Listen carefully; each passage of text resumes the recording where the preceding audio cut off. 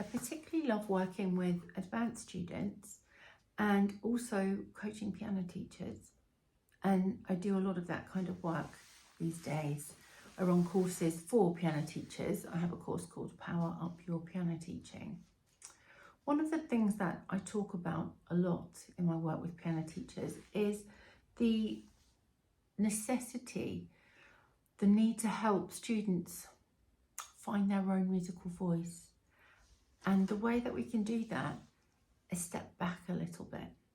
So I always like to allow my students to play first and listen, even if something's not ready, even if it's in the early stages, because it really does help me to sort of diagnose, if you like, what's going on and see how I can help them on the right track when it comes to practice. However, I do think it's really, really important for students, advanced piano students particularly, to find their own musical voice. So I like to think of this journey as sharing my experience, sharing my knowledge, rather than spoon feeding and dictating. That doesn't mean I sit back and let students do things that are not working for them. It means that when I ask questions which allow the student time and space to think, to pique their curiosity, so that they'll then go away and do their own research and really, really think about what it is they're playing, how they want it to sound. Sometimes there aren't lots of choices. So if you think of a composer like Debussy, for instance, Debussy writes every single detail that he wants in the score. But if we're going back to something like Baroque music, which was written for a different instrument, so you're going to see some music from that era in this video lesson clip. However, this is Scarlatti, and although it's written for a different instrument, we have to be aware of that, but it doesn't mean we can't use the colours that we now can find in the piano. We also have to think about things like, you'll see in the jumps that if we had a harpsichord, you'd be able to hear how the strings would ring on, because the action is really different from a piano. The note doesn't necessarily start dying straight away. So we have to think about how we want to make a nod to that sound, how we want to acknowledge that, the sound, the style, the era, but also how we would like to do that on a modern piano. And do we have a little bit of poetic license, if you like?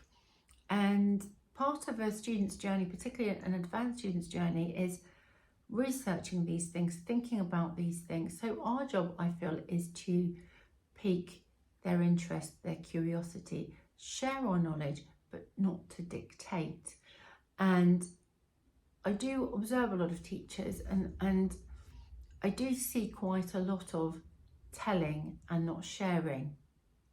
And I feel that it's a really important mindset to have, sharing. So in this video, you see I'm working with an advanced student who is working on Scarlatti's Sonata K27 out of, I think, 550. It's a beautiful sonata in B minor. It's full of life.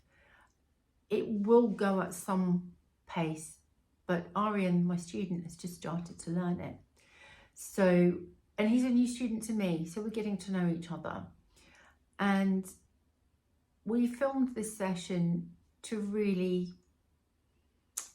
encourage teachers, give a little bit of insight of what I think, it's my opinion, the way in which I feel that we should be working with our advanced students. It's a dialogue. If students have come this far and they're playing this kind of music, they are going to be very interested in what they're doing and what they're learning in the piano. They're going to have some kind of passion for the piano. And I do think that's a journey you're going to go on together. So having just taken Aryan on as a new student, it's very interesting for me to get to know what he does know, to get to hear what his thoughts are on what he's doing, and to think and find ways of helping him go deeper with all of that, so that he's going to develop as a musician, as a pianist. And I strongly feel that that is our job.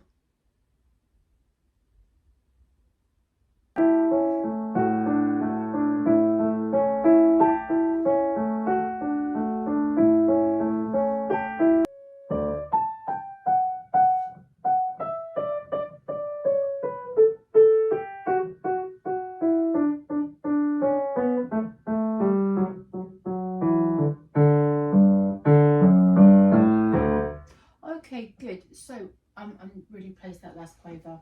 That's it. Okay, good. So what do you think you need to be thinking about as you practice? This section here, probably I should do that in block chords. I was just going to suggest that. So that's one step ahead of me. That's what we're going to do next. I'm kind of getting the pattern here with it. Yeah, but what we're not getting yet is enough weight in the. So where do you want? What do you want to bring out more? It should be like. Yes, that's it. So there are two ways that I want you to revise this piece. So one is just doing the notes that were coming over and from to the tune notes, basically. So we're going to go from the beginning there. With as soon as that starts, as soon as we start that pattern, it's a favourite thing of Scarlatti's to do. All I want you to do is the crossing over. So literally everything that's going to be important there with weight. So think about the weight. Yeah. Okay, now where does that come back? Here. Yep.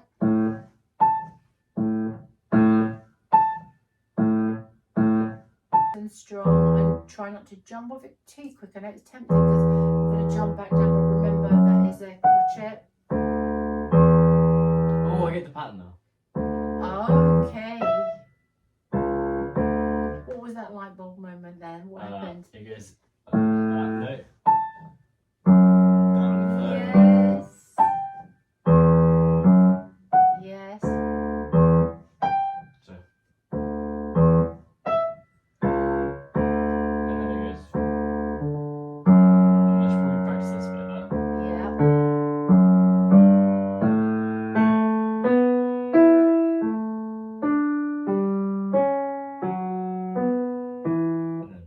And that's only one down as well back there. Yeah, so one of the things that, a couple of things there that have come up, jump over with the left hand. In order to make this top note not too short, because what it can sound like is... Like a stab, yeah, so just put a little bit more weight. You can still then get back and it will ring on. Yes. And make sure you are bringing those out more than the semi-quavers. Yeah. Okay.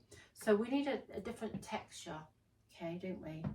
For the middle voice, which we'll tackle in a minute. But you are tending to just hop on those a little bit in your hurry to get back. So if you just make sure that you drop the weight through, you hear how the string is still ringing on. Yeah. Yeah. So it's just about weight.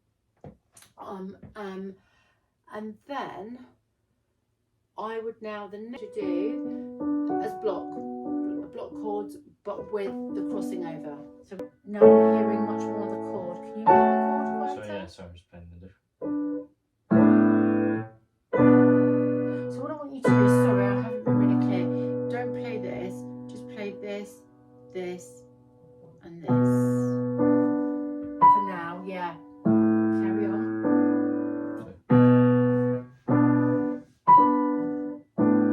So it's good.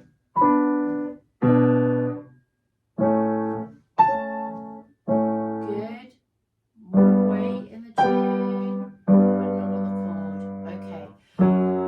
Good. still with no tune.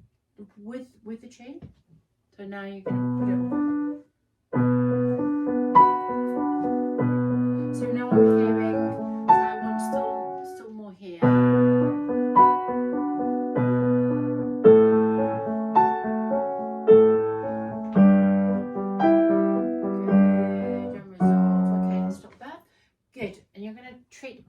those sections exactly the same when you practice them.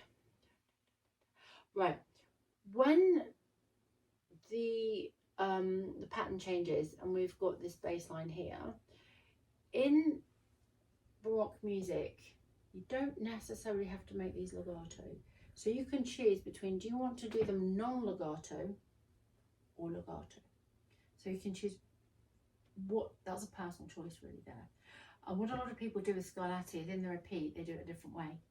So, and that's a really common thing. Legato, yeah, it's not staccato, non-legato. So do you know what I mean by that? So instead of going like, yeah, exactly. So you'll still get all the weight in, but you just won't connect.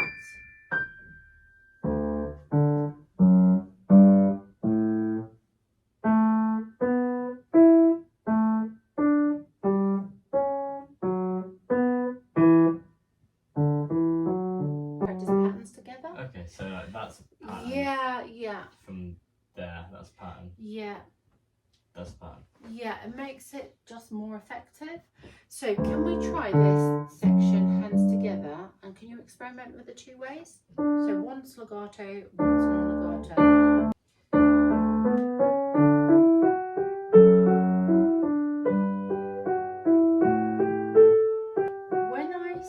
When I say slower, I mean like really slow, because what's happening, you've got this very a lot of starting and stopping. So do it at a speed that you can keep it fluent. Don't bounce and still think the way.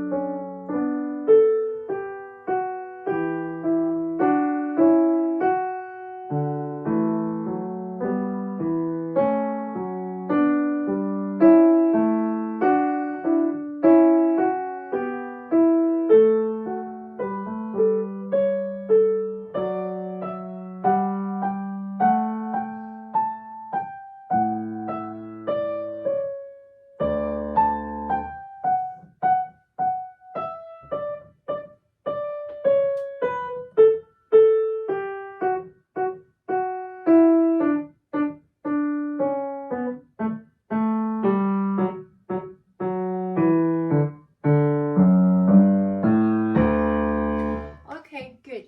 Did you definitely want these to be staccato, or did that just sort of happen? I wanted that to be staccato. You did? Yeah. Okay, it sounds nice, and you can choose, okay? So what I want you to do when you do your practice, make sure though, if you're deciding to do something in a pattern, don't go on to the next section, because that takes the focus away from the pattern. Yes. Yeah, absolutely. That chunk. Yeah, and the whole thing about slow is slow enough that you do not have to hesitate. Sometimes you're still searching for a note. Yeah.